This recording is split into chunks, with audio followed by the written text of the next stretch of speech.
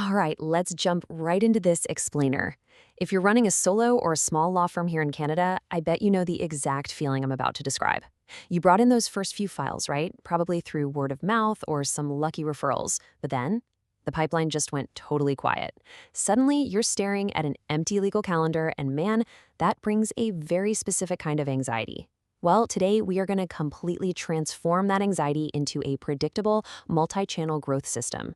We're going to build your ultimate 90-day growth plan. So, this is it. This is the core question that literally keeps lawyers awake at night. Where is that next client coming from? Relying entirely on referral luck might have worked in year one, but honestly, it is not a sustainable business model long term.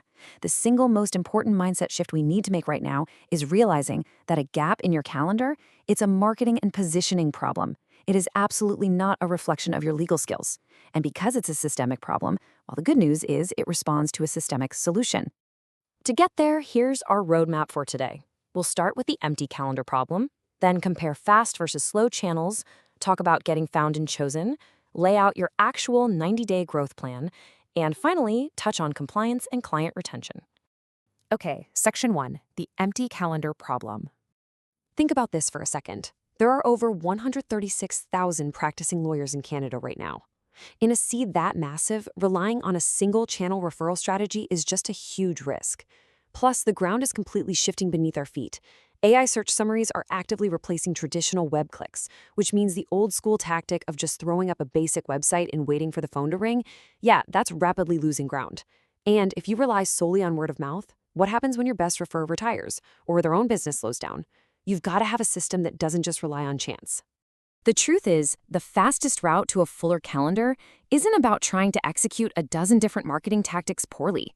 It all boils down to mastering 3 mandatory pipeline stages. You have to get found where clients are actually looking, you have to get chosen by winning that initial comparison stage, and you have to get kept by turning those satisfied clients into your absolute best referral engine down the road. Moving right along to section 2, fast versus slow channels. Let's talk about balancing your mix. This is the core strategy you need to grasp if you want to build a truly resilient practice. Notice this channel's scorecard here. There is no such thing as a perfect channel. Referrals? They're high trust and low cost, sure, but they're incredibly slow to build and super hard to scale. Google Ads? They're fast, but they will cost you an absolute fortune. SEO and content creation are fantastic, but they take months of time-heavy investment. And then you have matching platforms like Olenor, which offer a really unique middle ground, low cost and fast speed with highly intentional leads. To win, you absolutely need fast channels to fill immediate gaps in your calendar today, while your slow channels quietly compound in the background for tomorrow. Let's ground this in reality with a quick story. Meet Maya. She's a family lawyer in Ottawa. For years, her practice survived almost entirely on referrals from a single local mediator. But then that mediator up and moved to Vancouver. Literally overnight, Maya's pipeline just dried up. So, instead of panicking and searching for another single referrer, Maya got smart. She built a multi-channel portfolio. She combined fast matching platform leads, which sent her pre-scoped separation inquiries immediately, with slow-building SEO guides that answered specific, local family law questions. She basically created a fail-safe backstop. Her business is never going to rely on just one single tap, ever again. In Maya's story brilliantly illustrates another vital concept, positioning. If you have this vague, generalist positioning where you do a little bit of everything, you are inevitably going to attract price shoppers. But look at a niche practice. If you focus specifically on something like, say, cross-border estate planning, you instantly become the obvious referral choice. It's totally counterintuitive, but niching down actually expands your appeal. It sharpens your marketing, it repels the tire kickers, and it prevents you from having to compete purely on price. Because, let's be honest, nobody wants to hire the dollar store option for their legal advice. All right, section 3, getting found and chosen. Let's dive into the psychology of trust. Here's the reality check. Prospective clients cannot judge your actual legal skills upfront. They just don't have the expertise to know if you're a brilliant litigator or not. Instead, they rely on specific trust proxies. They want to see verified licensing.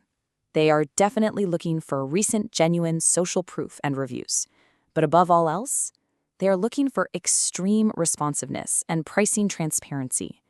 If you're a solo firm competing against a massive downtown practice, you probably can't outspend them on ads. But if you reply to a client's inquiry within an hour with clear human communication, you will win that client. In the legal world, speed is practically a superpower.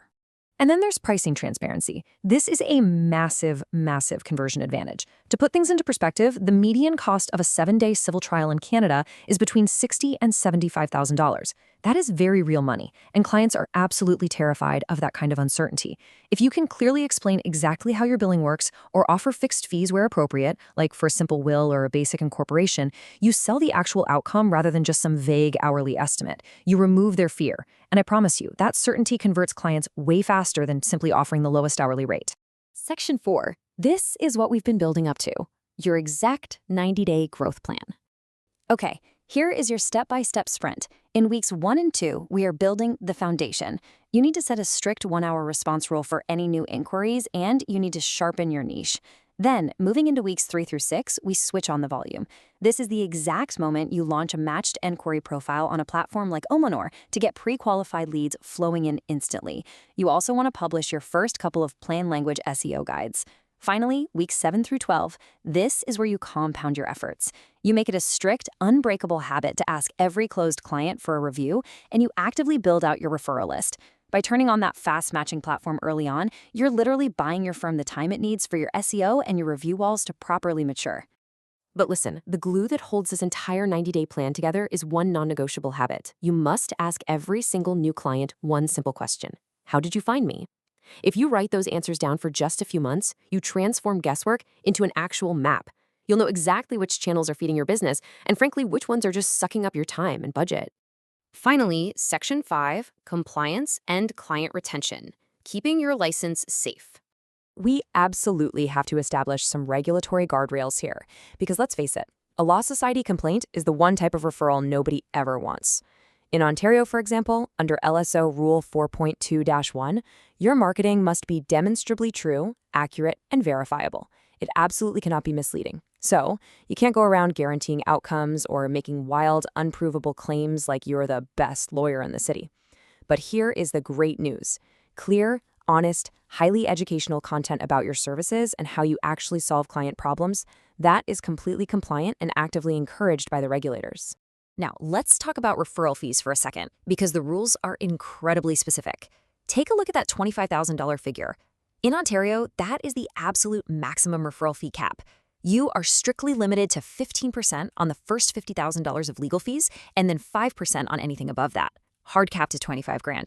Oh, and you always need a signed standard referral agreement. No exceptions. Because those rules are so strict, it's super important we clarify the difference between a regulated referral fee and a standard marketing service. A regulated referral fee is a specific payment for sending a specific client to a specific lawyer. However, matching platforms that charge a flat rate for access to pre-qualified inquiries, meaning they don't control or take a percentage cut of your actual legal fee, are generally treated as safe marketing services, not regulated referrals.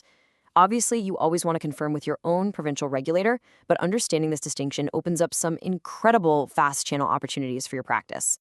So I want to leave you with a somewhat provocative question.